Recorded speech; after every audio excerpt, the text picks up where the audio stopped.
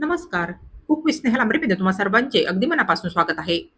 आज मी तुम्हाला कच्च्या कैरीची एक फारच मस्त अशी चटपटीत आणि चटकदार चवीची कढी तयार करून दाखवणार आहे. नक्कीच तुम्ही ही कच्च्या कैरीची कढी आजपर्यंत कधीही कुठेही टेस्ट केली नसेल. अगदी फक्त 5 मिनिटात आणि मोजक्या सामग्रीत बनून तयार होणारी ही कच्च्या कैरीची कढी उन्हाळ्यामध्ये वरणाला एक उत्तम पर्याय ठरू शकेल. कारण ही कढी भातासोबतही खायला फारच छान लागते. ही कढी चवीला एवढी टेस्टी लागते की तुम्ही तर हिला वाट्या भरून भरून पितच बसाल.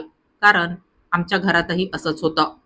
ही कढी कितीही जास्त प्रमाणात बनवली तरी लगेचच संपून जाते.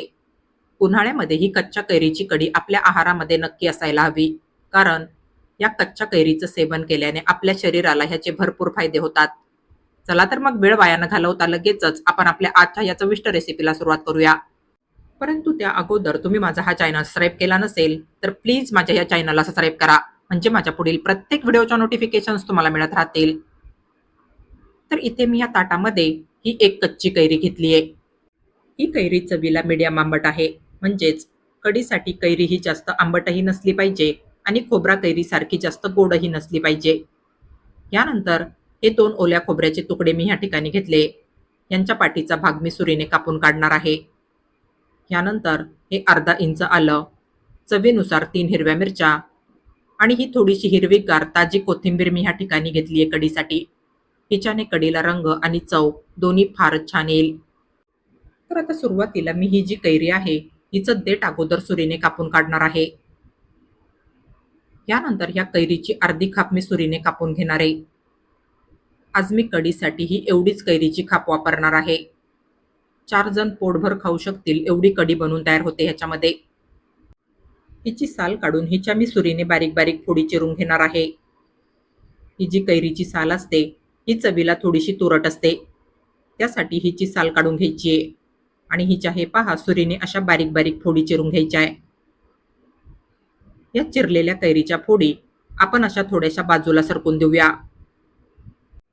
आता हे जे आपण ओल्या खोबऱ्याचे तुकडे घेतले होते यांचा पाठीचा हा भाग मी सुरीने कापून काढणार आहे. ह्याच्याने आपल्या कढीचा रंग बिघडू शकतो. त्यासाठी यांचा पाठीचा भाग असा सुरीने काढून टाकायचा आहे आणि ह्यांचे सुद्धा सुरीने असे बारीक बारीक काप करून घ्यायचे. अशाच पद्धतीने मी दुसरा तुकडा सुद्धा चिरून घेणार आहे. हे मिक्सरमध्ये दळले जावे बस त्यासाठी ह्यांचे असे बारीक बारीक तुकडे चिरून घ्यायचे.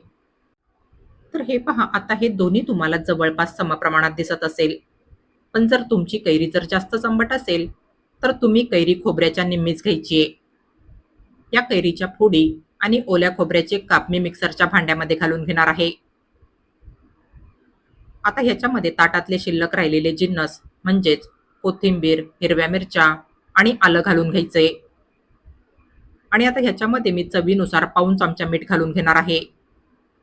यानंतर गरजेनुसार थोडं थोडं पाणी घालून हे सर्व जिन्नस मी मिक्सरला अगदी बारीक पेस्ट प्रमाणे वाटून घेणार आहे. मिक्सरला तयार केलेली ही पेस्ट मी ह्या भांड्यामध्ये काढून घेणार आहे. हे पहा तुम्ही ते बघितलंच असेल ही पेस्ट मी कशी अगदी बारीक तयार करून घेतली आहे. मिक्सरच्या भांड्याला लागलेली पेस्ट निघून येण्यासाठी मी मिक्सरच्या भांड्यामध्ये पाणी घालून ते पाणी मी ह्याच्यामध्ये घालून घेणार आहे. या तयार केलेल्या पेस्टमध्ये मी जवळपास 3 ग्लास पाणी घालून घेतलंय. घातलेल्या पाण्यामध्ये तयार केलेली कैरीची पेस्ट एकदा अशी चांगली मिक्स करून घ्यायची आहे. ही कैरीची कढी अशी एवढी तरी पातळ असायला हवी. सोलकढीपेक्षाही ही कच्च्या कैरीची कढी फारच मस्त लागते प्यायला आणि खायला सुद्धा. मला खात्री आहे ही कच्च्या कैरीची कढी तुम्ही कैरीचं सीझन जोपर्यंत संपत नाही तोपर्यंत बनवत राहाल. ही कच्च्या कैरीची कढी बनवायला फारच सोपी आहे. बस हिला आता एक खमंग तडका द्यायचा आहे.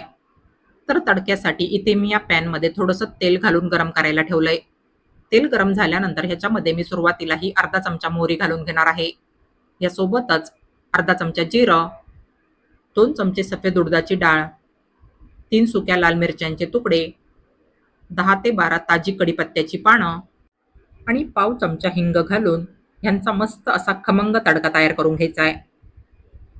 लो फ्लेमवर हे सर्व जिन्नस तेलामध्ये छानपैकी परतून घ्यायचे. हे पहा हा तडका असा मस्तपैकी खमंग तयार करून घ्यायचा आहे. बस तर आता तयार केलेला गरम गरम खमंग तडका लगेचच या कढीमध्ये ओतून घ्यायचा आहे. हा तयार केलेला खमंग तडका बस या कढीमध्ये एकदा व्यवस्थित मिक्स करून घ्यायचा आहे. या तयार केलेल्या खमंग तडक्यामुळे ही कढी चवीला फारच म्हणजे फारच टेस्टी लागते. एवढी टेस्टी की तुम्हाला बस ही कढी सारखी सारखी प्यावीशी वाटेल. या कढीचा आंबटपणाचा बॅलन्स टिकून राहण्यासाठी मी ह्याच्यामध्येही 1 चमचा साखर घालून मिक्स करून घेणार आहे. तर हे पहा, अगदी फक्त 5 मिनिटात आणि मोजक्या सामग्रीत आपली ही कच्च्या कैरीची चटपटीत आणि चटकदार कढी ह्या ठिकाणी फारच टेस्टी बनून तयार झाली आहे. ही कढी एवढी चटपटीत आणि टेस्टी लागते की तुम्ही ही कढी बस वाट्या भरून भरून प्याल. मला तर वाटतं संपूर्ण उन्हाळा कैरीचं सीझन जोपर्यंत संपत नाही तोपर्यंत तुम्ही ही कच्च्या कैरीची चटपटीत कढी बनवून पीत आणि खात राहाल. ही कच्च्या कैरीची चटपटीत कढी भातासोबतही खायला फारच छान लागते. उन्हाळ्याच्या सीझनमध्ये वरणाला बेस्ट ऑप्शन राहील ही कढी. नेहमीच भातासोबत वरण खाण्यापेक्षा ही कच्च्या कैरीची चटपटीत आणि फायदेयुक्त कढी तुम्हाला नक्कीच खायला फार आवडेल भातासोबत.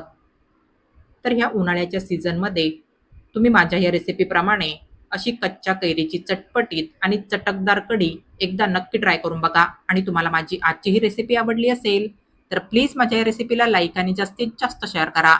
आणि अशाच नवनवीन आणि पारंपरिक रेसिपीज बघण्यासाठी माझ्या या चॅनलला सबस्क्राईब करा. चला तर मग भेटूया पुढील रेसिपींमध्ये. तोपर्यंत हेल्दी खा आणि हेल्दी रहा. Take care.